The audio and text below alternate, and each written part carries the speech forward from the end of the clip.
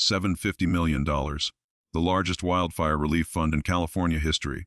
Only $50 million reached the fire victims. Trump slid the document across to Tucker Carlson. Where did the rest go? Tucker turned to the cameras, to Newsom's campaign accounts and his wife's foundation. Here's the proof. The breaking news set was electric with tension. Tucker Carlson sat across from President Trump, but this wasn't just another interview. This was an exposition of possibly the greatest disaster relief fraud in American history. Behind them, screens showed the devastating images. Paradise in ashes, families fleeing walls of flame, entire communities reduced to nothing. Let me be crystal clear, Trump said, his voice controlled but seething with anger. While California burned, while families lost everything, Governor Gavin Newsom stole their relief money to fund his political ambitions. This isn't politics. This is evil. Tucker nodded, pulling up a tablet. Mr. President, we've obtained documents that our viewers need to see. Financial records, bank transfers, internal communications. The scale of this is staggering. Show them, Trump said simply. Show them what this pretty boy governor really is. The screen behind them illuminated with a complex web of financial transfers. At the center was the California Fire Victim Relief Fund, established in 2020 after the devastating wildfire season. Arrows pointed outward to dozens of other accounts, political action committees, consulting firms, nonprofit organizations, and personal accounts. This is the money trail, Tucker explained. $750 million in state and federal funds allocated specifically for wildfire victims. But look where it actually went. He clicked through the transactions. $195 million to Newsom for California, to Jennifer Siebel, Newsom's California Partners Project, $75 million to by Newsom's College Route and Peyton United States, which produced Newsom's campaign and added $45 million to money pre-created. That's dark money for the $20 million. That's $3 million right there, Tucker said. More than half the fund, stolen before it could help a single fire victim. Trump leaned forward. And you want to know the sick part? He held press conferences at burned sites. He hugged survivors. He cried on camera about their losses, all while stealing the money meant to help them rebuild. We have one of those victims here tonight, Tucker announced. Via satellite from Chico, California, Sarah Mitchell, who lost her home in the Paradise Fire. The screen split to show a middle-aged woman, her face etched with pain and anger. Sarah, Tucker began gently, tell us what happened when you applied for relief funds. Sarah's voice was steady but bitter. We lost everything. Our house, my husband's workshop, family photos going back generations. Everything. We applied for relief funds the day after the governor announced the program. What happened? Nothing. For 6 months, nothing. We called, we emailed, we drove to Sacramento. They kept saying funds were being processed, to be patient. Meanwhile, we're living in our car, living in your car, for 8 months. My husband, myself, and our teenage daughter, in a Honda Civic, while waiting for help that never came. Trump's face was dark with anger. Did you ever receive any assistance from the $750 million fund? Not one penny, Sarah said flatly. But you know what I did see? Newsom campaign ads, everywhere. Billboards, TV, internet, millions of dollars worth, talking about how he was fighting for California families, while you lived in a car, Tucker said quietly. While we lived in a car, Sarah confirmed. And we weren't alone. Our whole neighborhood, hundreds of families, none of us got significant help.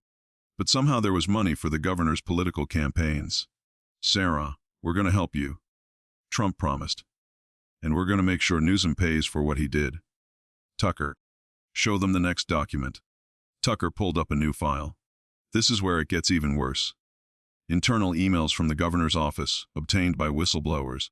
Look at this exchange from December 2020. The email chain appeared on screen from Gavin Newsom, Chief of Staff, Asubi JECD Re. Fire relief distribution slow, walk the individual payments. Focus on big announcements, photo ops. We need the fund balance high for flexibility. Remember, 2024 is coming fast. The response was equally damning. Understood. Should we prioritize certain demographics for the limited distributions? Thinking media impact. Newsom's reply, yes. Diverse families, telegenic stories. No trailer parks or rural areas, they don't vote for us anyway. The studio was silent for a moment. He literally chose who to help based on political calculations. Tucker said, not need, not loss. Politics. It gets worse, Trump said. He pulled out his own folder. My team did some digging. Want to know what Strategic Vision Consulting did with their $75 million? Tell us. They subcontracted to companies owned by Newsom's donors, who then donated back to his campaigns. It's money laundering, plain and simple. Tucker pulled up bank records. Here's the proof. Strategic Vision pays Norcal Development LLC $10 million. Norcal's owner, tech billionaire Marcus Chen, then donates $5 million to Newsom's campaigns. Same pattern. Over and over. Kickbacks, Trump said bluntly. He turned disaster relief into a kickback scheme. The screen changed to show Jennifer Siebel, Newsom's nonprofit. The First Partners Organization, Tucker explained, received $95 million for trauma counseling for fire victims. Want to guess how much actually went to counseling? I'm afraid to ask, Trump replied. $1.2 million, the rest. Salaries, galas, awareness campaigns, which were really just PR for the Newsom family. Show them the gala, Trump urged. Tucker clicked to a new image. A glittering ballroom, celebrities in designer gowns, champagne flowing. This is the Fire Relief Awareness Gala thrown by Jennifer Siebel, Newsom's foundation. Cost $3.5 million. Raised for victims. 0. It was invitation only, minimum donation €50 and to attend. They partied on dead people's money, Trump said bluntly. Mr. President, you mentioned earlier that you have new evidence. What can you tell us? Trump smiled grimly. We have a whistleblower. Someone from inside Newsom's inner circle who couldn't stomach it anymore. They've provided recordings, documents, everything. Tucker, play the audio.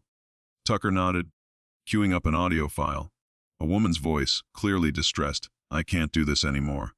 The governor keeps taking money from the fire fund. He just authorized another transfer, $50 million to his 2024 exploratory committee. People are literally homeless and he's planning his presidential run with their relief money. A man's voice responded, you need to stay quiet. You know what happens to people who cross him. Woman, I don't care anymore. I have family in paradise. They lost everything. This is blood money. The recording ended. That was recorded last month, Trump revealed. The whistleblower has agreed to testify before Congress. Newsom's house of cards is about to collapse. Speaking of Congress, Tucker said, we have breaking news. Jim Jordan, chairman of the House Judiciary Committee, has just announced emergency hearings on the California Fire Fund scandal, and Newsom has been subpoenaed to testify. He'll plead the fifth, Trump predicted. Criminals always do when they're caught. Tucker pulled up more documents. Let's talk about the media manipulation. These are invoices from Media Impact Associates, the firm that got $45 million from the Fire Fund. Look what they were actually doing. The invoices showed payments for opposition research on Newsom critics, social media manipulation campaigns, journalist relationship management, protest organization and logistics. They used fire relief money to attack anyone who questioned where the money was going, Tucker summarized, including fire victims who spoke out. Trump added, Sarah, didn't you experience harassment after you went public? Sarah Mitchell reappeared on screen. Yes. After I did a local news interview about not receiving help, I started getting death threats. My social media was flooded with attacks. Someone leaked my personal information online. I had to move 3 times. All funded by money meant to help you, Tucker said with disgust. The irony isn't lost on me. Sarah replied bitterly. Trump turned back to the camera. This is what Democrat governance looks like. They create slush funds disguised as disaster relief, steal the money for their political machines, and destroy anyone who complains. It's organized crime. We have more breaking news. Tucker announced. The FBI has just confirmed they are opening a criminal investigation into the California Fire Victim Relief Fund. Sources tell us they've already issued preservation orders for all relevant documents. Too late, Trump said. Want to bet records are already being destroyed. As if on cue, Tucker's producer spoke in his earpiece. His eyes widened. This is just in. Smoke has been reported at the California Emergency Management Agency building in Sacramento. Fire department is responding. Trump laughed bitterly. How convenient. A fire at the agency that managed fire relief funds. They're literally burning the evidence. Surely they have digital backups, Tucker said. Surely they've deleted those too, Trump countered. But it doesn't matter. We have enough evidence already. The whistleblower made copies of everything. Tucker pulled up a new document. This might be the most damning evidence yet. Governor Newsom's personal financial disclosures required by law. Look at his net worth. The documents showed 2019 net worth $500 million, 2020 net worth $6 million, 2020 net worth in 22 net worth $45 million, 23 net worth $72 million. His wealth increased by $67 million during the exact period he was managing disaster relief funds, Tucker pointed out. Coincidence? Trump asked sarcastically. His salary is $200,000 a year. You do the math. How did he explain this increase? Speaking fees and investments, Trump quoted. Except we checked. His speaking fees totaled less than $2 million. His disclosed investments couldn't account for a fraction of the increase. So where did the money come from? Where do you think? Trump gestured at the screen showing the fund transfers. He stole it. Plain and simple. Tucker shifted to a new topic. Let's talk about the victims who were helped. You mentioned 50 million actually made it to fire survivors. How was that distributed? Trump's expression darkened further. This is where it gets really sick. They cherry-picked recipients for maximum political benefit. Look at the list. The screen showed distribution records. 500,000 to the family of a prominent Democratic donor, 300,000 to a state senator's brother who lost a vacation home, 250,000 to a Hollywood actor who campaigned for Newsom, 200,000 to a union leader's beach house. Vacation homes and beach houses got priority over families who lost everything, Tucker summarized. While Sarah Mitchell lived in her car, Trump reminded viewers. They had $750 million and chose to help their friends instead of real victims. Or Mr. President, California officials are already pushing back. They claim these are baseless accusations, that you're playing politics with tragedy. Trump's eyes flashed. Playing politics. They stole money from burned victims. They let families suffer while funding campaigns. And I'm playing politics. He pulled out his phone. You know what? Let's call him. Let's call Gavin right now. You have Governor Newsom's number. Of course I do, Trump dialed, putting it on speaker. After 3 rings it went to voicemail. Gavin, it's Trump. I know you're watching. You can run but you can't hide. We have the receipts. We have the recordings. We have the witnesses. Your days of stealing from disaster victims are over. Call me back if you have the guts. He hung up. Tucker couldn't help but smile. Think he'll call back? No. He's probably on the phone with his lawyers, trying to figure out how to flee to France like his Aunt Nancy wants to. Speaking of lawyers, we should mention that several law firms are preparing class action suits on behalf of fire victims. Good, Trump said firmly. Sue him into oblivion. Take everything he stole and give it back to the people who deserve it. Tucker pulled up another document. This is interesting. We've obtained Newsom's travel records during the fire crisis. While California burned, where was the governor? The records showed December 2020 and $50,000 in expenses, January 2021 fundraising trip to New York, $75,000 in expenses, February 2021. In Switzerland, $120,000 in expenses, March 2021. Another Hawaii trip of $60,000 in expenses, all charged to the state, Tucker noted. All while fire victims were homeless. He lived like a king on their suffering, Trump said, and the media covered for him. Called him a climate leader, while he flew private jets paid for with stolen relief funds. About the media coverage, Tucker said, pulling up more documents. These are payments from Newsom's various funds to media companies. Not for ads, for consulting and partnerships. The list was extensive. CNN, $5 million in climate reporting partnerships. MSNBC $3 million for progressive policy initiatives. Los Angeles Times, $2 million in public awareness campaigns. San Francisco Chronicle $1.5 million for civic engagement. About the media's silence, Trump concluded. No wonder they never investigated where the fire money went. Until now, Tucker added. This story is exploding across alternative media. Citizen journalists are digging into every transaction. Good. Let them dig. There's more to find, I guarantee it. Tucker checked his notes. We should mention the federal funds. This wasn't just California state money. The federal government contributed $400 million to the relief fund. My administration's contribution, Trump noted, was sent that money to help fire victims, not fund Gavin's political ambitions. That makes this a federal crime. Wire fraud, money laundering, conspiracy, Tucker listed, as looking at decades in prison. If there's justice, Trump said, but you know what, there will be. Because we're not letting this go. I'll personally ensure every stolen dollar is tracked down and every criminal is prosecuted. The screen changed to show a map of California with fire zones marked. These are the communities that were destroyed, Tucker explained.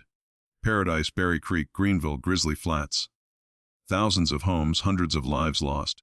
And while they suffered, Gavin Newsom got rich. Show them paradise today, Trump requested. The image changed to aerial footage of empty lots where homes once stood. A few temporary structures dotted the landscape. 3 years later, Tucker said quietly, still not rebuilt.